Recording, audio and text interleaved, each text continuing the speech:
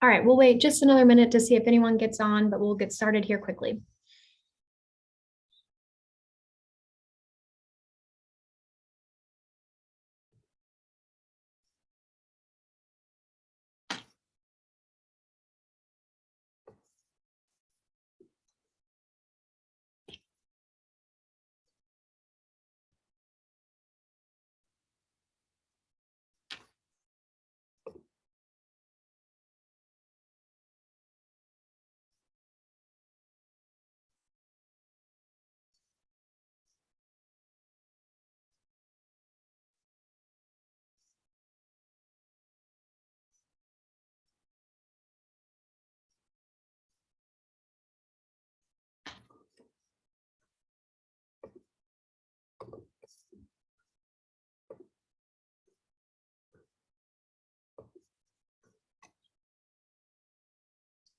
All right, it's 3 o'clock, so we'll go ahead and get going. Welcome, everyone. Thank you for joining. We're excited to get the virtual cooking club started again this fall. Our plan is to do a 4-part series again, November, December, January, and February, and kind of do themed meals. So as you can see, this one is kind of Thanksgiving themed with a cranberry sauce and Brussels sprouts and a tenderloin roast. But we will get more into the recipe here in a little bit.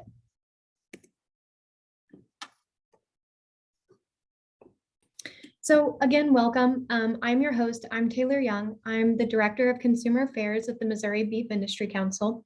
I've been in this role for about 6 months now. I'm really enjoying it.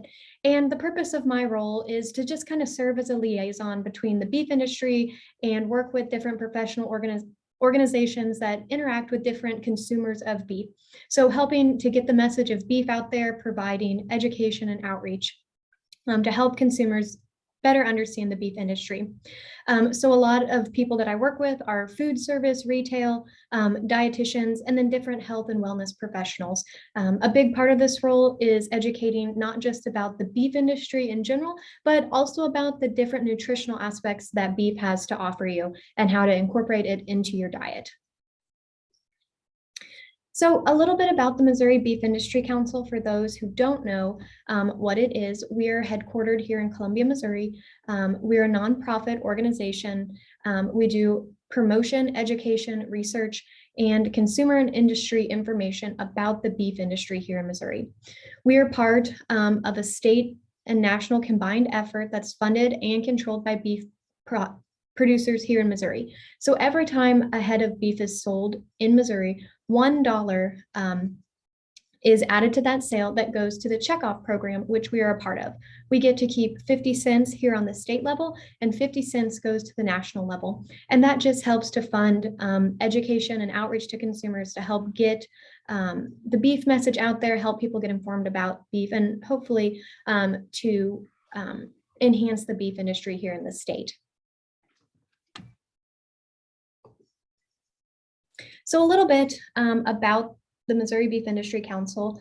Again, our vision, the reason we exist is to help create a strong and viable beef industry here in Missouri. We have all these producers out there raising their cattle, getting it to market, and then we have to make sure that there's going to be a market after they take theirs to the sale barn. Are people going to buy beef at the grocery stores? So that's what a big focus of ours is just helping people understand the beef industry, feel comfortable eating beef.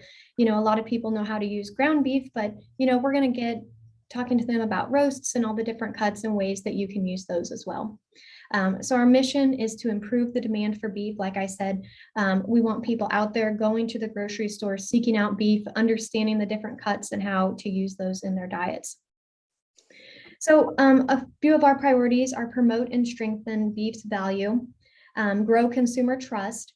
That's a big part of what we do. We want people to feel comfortable with the beef industry, comfortable with the practices that are being done, and feel comfortable that, beef is a healthy option to include in your diet. So a little bit, here's just a few quick facts about the beef industry here in Missouri. Missouri currently ranks 3rd in the nation in the number of beef cattle with over 2 million head. There's over 50,000 beef cattle farms in Missouri, and those farms cover over 10 million acres across the state.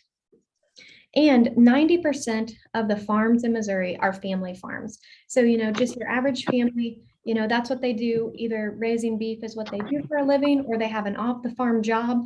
And then they also work on the farm to raise beef cattle.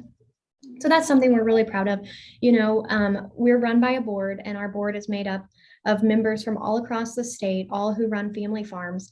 So it's just important for people to understand, these people out there raising their cattle, they're people just like you and me. They have families at home, wives, children, husbands. And so we just like to share that message. And now I'm going to share a quick video with you highlighting a family farm here in Central Missouri.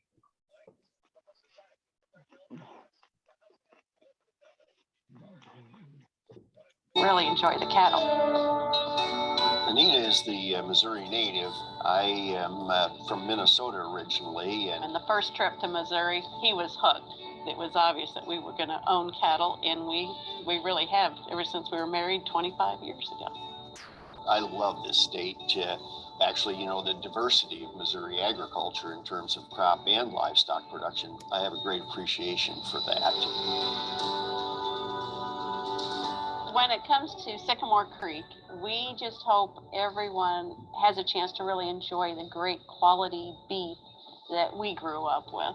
Beef farming is a lot more than knowing about cattle and being able to take care of cattle. The farm is divided into 12 different paddocks, small pastures. When we move the cows off to another paddock, the grass has some recovery time to grow, just like your lawn grows back after you mow it. We have a solar pump system. We pump water to a supply tank on top of a hill. Sustainability for us, it's about 3 E's. It's the environment, taking care of the environment, the water, the lands, the grasses. It's about the economic. Is it economically viable, but also ethically the right thing to do? And most cows are generally happy. If they aren't happy, they're not producing to their full potential. If they want to see you, you're doing something right. During the winter, when we're feeding hay, we feed hay in those areas where we want to build the soil because it leaves some organic matter.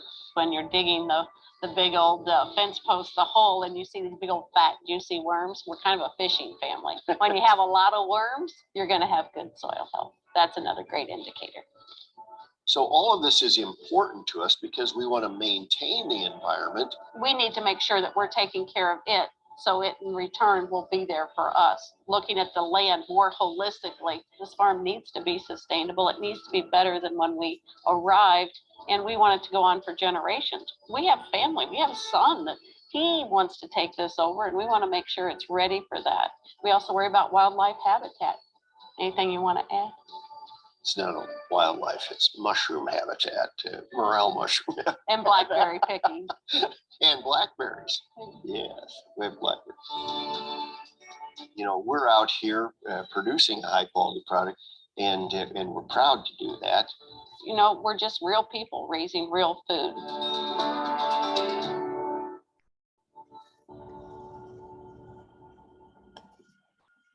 So as you can see, cattle producers, they really take pride in their work. They care for their animals, and they care about the environment as well. As you can see, Wayne and Anita, they put a big emphasis on sustainability in their operation, as a lot of cattle producers do.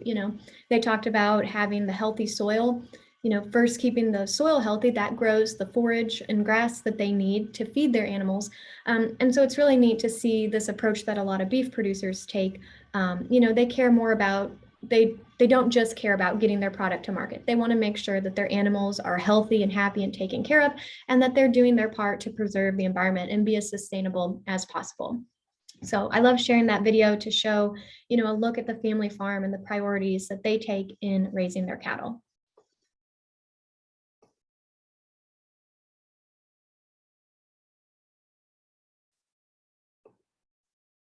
So now we're going to jump into the recipe. The recipe that we have chosen to feature this month is a classic beef tenderloin roast with cranberry drizzle. So, when people think of Thanksgiving, everyone thinks about, turkey and maybe ham. And we just want to put out here, beef is a great option to include as well. If you have multiple Thanksgivings and you don't want to have turkey at every single one, looking for a beef option is a great substitute. Or if you're tired of having turkey year after year and want to look for something different, beefitswhatsfordinner.com has a lot of great recipes of beef roasts that the whole family will enjoy. As you can see, this is really a pretty simple recipe. It uses a tenderloin roast with a side of Brussels sprouts and onions, and then a cranberry sauce consisting of balsamic vinegar, shallots, and then a can of whole berry cranberry sauce. Here are some nutritional highlights from this recipe. As you can see, it is certified by the American Heart Association as a heart healthy meal. So we're really excited about that. On the beefitswhatsfordinner.com, there's a whole section where you can find recipes that are certified by the American Heart Association. And all the recipes give the nutritional facts like this. You can see per serving, how many calories, saturated fat, protein, iron, and zinc. So this recipe, as you can see, it's an excellent source of protein, iron, niacin, vitamin B6, B12, zinc, and selenium. So you're getting a really nutritious recipe in this one. So a little bit about the cut of beef that we're highlighting today. It's a tenderloin roast. You also can hear it called a center cut tenderloin roast, a filet mignon roast, or as we have here, a tenderloin roast. So this is actually what filet mignon steaks are cut from. This is the most tender cut of beef that there is. It's known for being extremely lean and succulent. It's easy to carve, and it has a really fine texture. And this is a cut of beef. If you like your steaks or roasts well done, that is awesome. But this one will still stay very buttery soft and easy to cut and chew, even at a well done stage like that. So this is one of my favorite cuts of beef.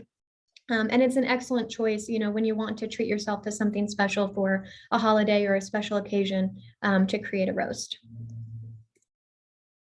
So where this cut comes from on the animal, I always like to highlight this because when you're thinking about a cut of beef, I always wonder, what part of the animal does this come from?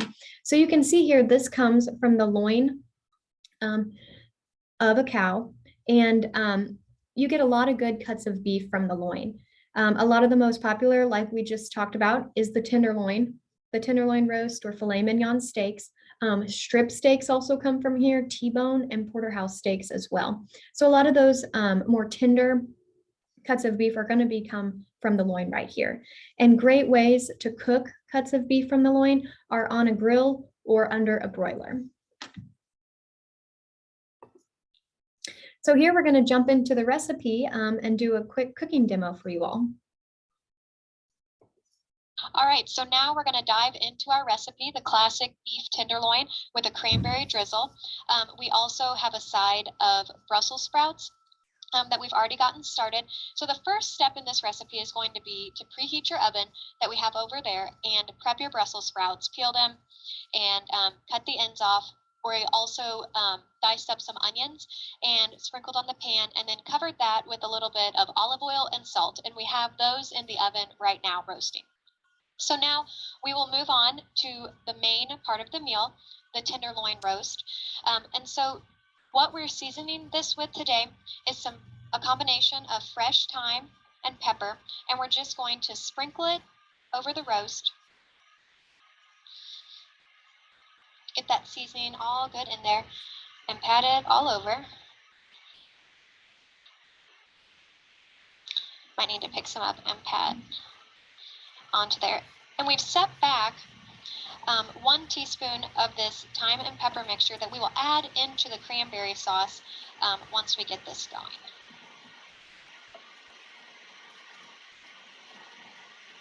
Okay, we will also put this into the oven, the same temperature, 425, and it will bake for approximately 30 to 45 minutes, depending on what type of doneness you'd like. And we brought a meat thermometer that you'll use for the thickest part of the beef to be able to tell when it's done to your likeness.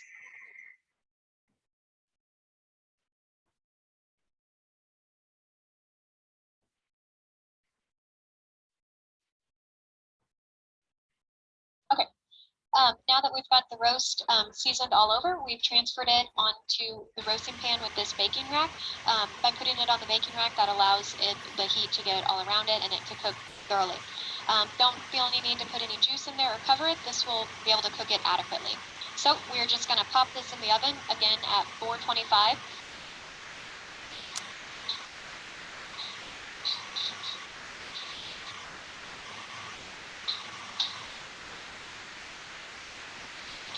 So at 425, if you cook it for about 35 to 45 minutes, that should get medium rare, but be sure and go off temperature with your meat thermometer, or if you're wanting it a little more done, 45 to 50 minutes for more of a medium well.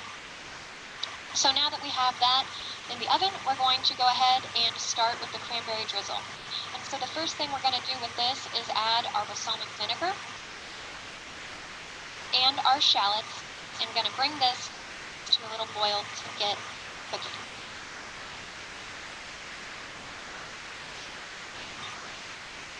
All right, we'll get these stirred up in here together and wait until this comes to a boil. Okay, we've brought the balsamic vinegar and shallots up to a boil, and it's been simmering now for about 3 minutes. So we're going to go ahead and add our 1 can of whole cranberry sauce, and then the remaining teaspoon of the thyme and pepper mixture that we set aside earlier. And we'll get this all stirred together to bring our cranberry sauce together. We're going to simmer this for about 6 more minutes to bring all the flavors together, and then we'll be ready to serve this when our roast is done. Okay, we've pulled the roast out of the oven, and we're going to stick a thermometer into the thickest part to get a temperature. We're aiming for approximately 135 if you're wanting your roast medium rare, or 145 if you're wanting it kind of medium well done. And it's important to remember that once we take it out, the temperature will rise for the next 15 to 20 minutes, so we'll let it rest, and that will bring it up to a final temperature of 145 degrees Fahrenheit if you're wanting medium rare, and 160 degrees Fahrenheit if you're wanting a more well done roast. All right, so now we have our finished meal here all together. We have our tenderloin roast, our Brussels sprouts and onions, and the cranberry sauce as well. Feel free to drizzle this cranberry sauce over the roast, use it as a dipping sauce, however you see fit. This Beef It's What's for Dinner recipe is certified by the American Heart Association, so you can look forward this holiday season to having a nutritious and enjoyable beef meal. Thank you.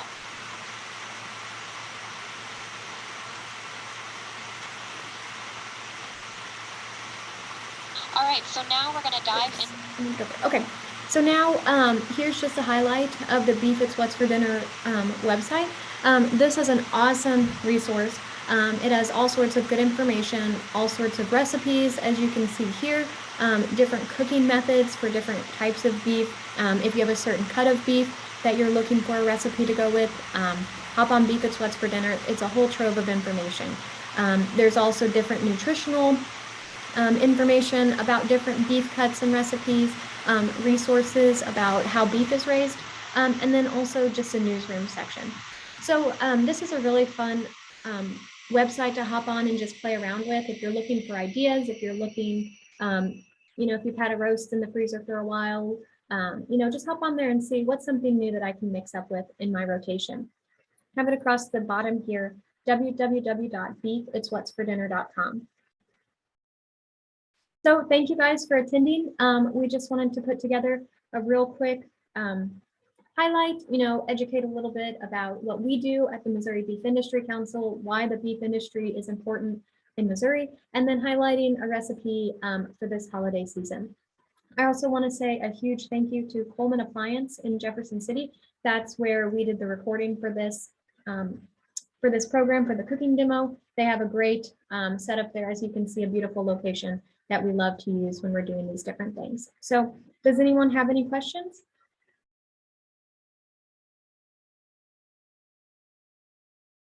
If not, thank you so much for joining. We hope this gave you some ideas and you were able to learn something today.